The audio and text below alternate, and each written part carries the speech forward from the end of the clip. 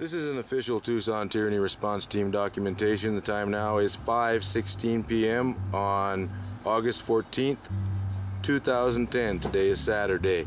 We are here today with, what's your name? Susan Scott. Susan Scott, for the record. Two T's. We just did a documentation a couple days ago of sheriff's trespassing. Today I filmed some sheriff trespassing from the neighbors in the oleander bushes, and it looked clear to me that they were trespassing because they went through this gate, opened it up, and that sign is still right there. And then now we're gonna get the story. Tell us all about it. I told them 5 times, don't come in my yard. And the sergeant decided he was coming in there. You gotta come outside and talk to us. What, if you're gonna arrest me, you better let me know now so I can take care of my dogs.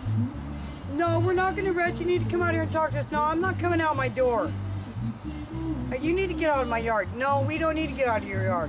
We don't need to get, you need to get off my property. Question, did they display a 4th Article Amendment warrant? No. Is there some reason they couldn't have talked through the fence? Did one of them or two of them appear impaired and not?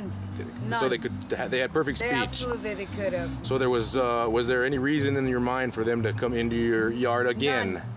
I told them not to, and they came anyway. Just like always.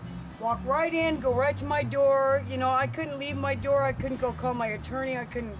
And he held my cell phone and would let me have it back.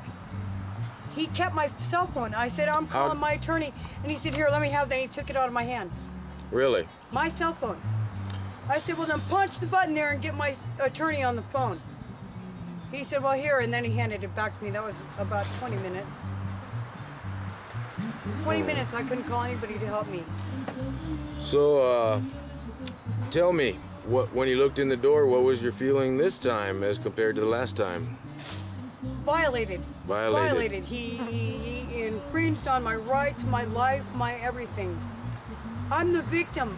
He should be helping me, not assaulting me. Did he give you a case number? I think I seen him hand you a card or something. Yeah, he wrote it down. So, about the reports, when you get the reports, are they always accurate? No, never. I've experienced something of that nature myself. Let's see, so they came over here. I saw him here at one point.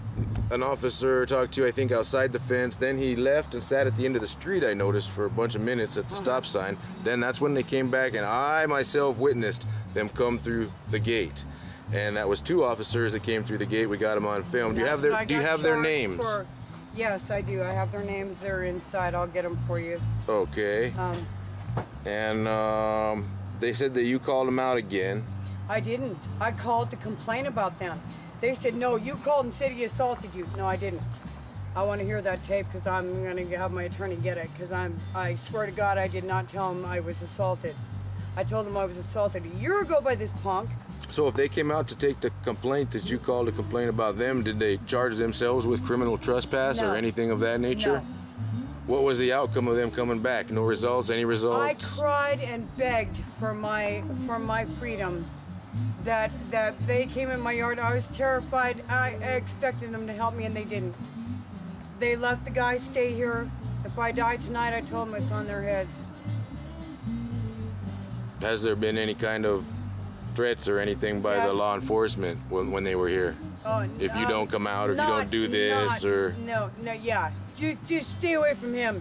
And you can't tell Murray to park his truck, and you can't tell him he can't plug everything out. I'm paying for that, half the utilities out here. If I can't judge, you know, who's plugging in out here, then I'm not paying. Back to the criminal trespass. You're aware that they take an oath of office, so to speak, and within that oath, they take an oath to the Constitution.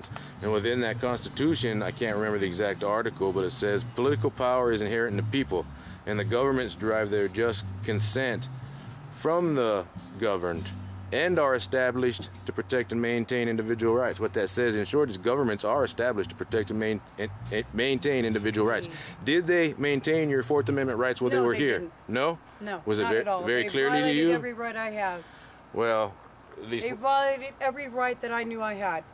And in relation to trespassing. I'm a paralegal, and I know my rights, and I know that they can't leave somebody here who's already assaulted me and say, oh, he didn't do anything, and then march in my gate and come in my door and tell me I got to come outside. Once again, there is a criminal trespass. It is a very small fenced residential yard. There was another gate over there. I believe the officers were messing in. I think I witnessed them let one of the dogs out by accident. He did. And so if there was any dog at large ticket, it would go to the officer for him trespassing and letting the dog out of the yard. And that's what I saw. But so far, I have the ticket for false reporting. You got a ticket? I got a ticket. 13-2907.1, false reporting to a law enforcement agency. Yeah, and I didn't. I called to complain that they weren't getting this punk out of here, and I was scared to death. And if they want to shoot me, I said, go ahead and shoot me for that, okay? He said, why would you think we're going to shoot you? I said, well, geez, you ain't doing anything to help me. So you tried to make a complaint. They gave you a false reporting ticket. Mm-hmm. And the guy who has assaulted me in February of last year is still here on the property. He's run into my house twice. He was stealing the owner's property and holding it over his head saying, here, I'm stealing this, take pictures. Albert's TV. Okay, well, I'm just actually after the misconduct aspects, because that's what I do. They should have been out here helping me. And I can only imagine if they saw the camera prior to going in, they might not have went in the gate. They never would have, never. And when one came out in the street, he saw me, and I don't know what happened after that. But anyways. Did he know you? No. What did they mention me? Who's the guy with the camera? Yeah. What did they ask? The one, no, he didn't ask me, but he asked the other one. Who's that guy with the camera? You know, and I mean, I wasn't supposed to hear that, but I did. Well, a member of the press, First Amendment right. Did he have a problem with me exercising my First Amendment right? Did it seem like he was worried or something? No, I don't know. He just asked the other one. What is he doing out there with the camera? Practicing the First Amendment, which they don't like. Freedom of the press. Absolutely. Well, I think we got enough documentation. I'm running out of battery and time now. Absolutely. So do you have anything else to say about this trespassing event right now, except just for... please somebody help me, because they're not going to go away. Do I have permission to make a YouTube video out of You this? absolutely do. Okay, we're going to end this documentation now. This has been an official Tucson Tyranny Response Team documentation. The time is 5:23. It still is August 14th, 2010. It's 5:23 p.m. in this documentation now. Thank you.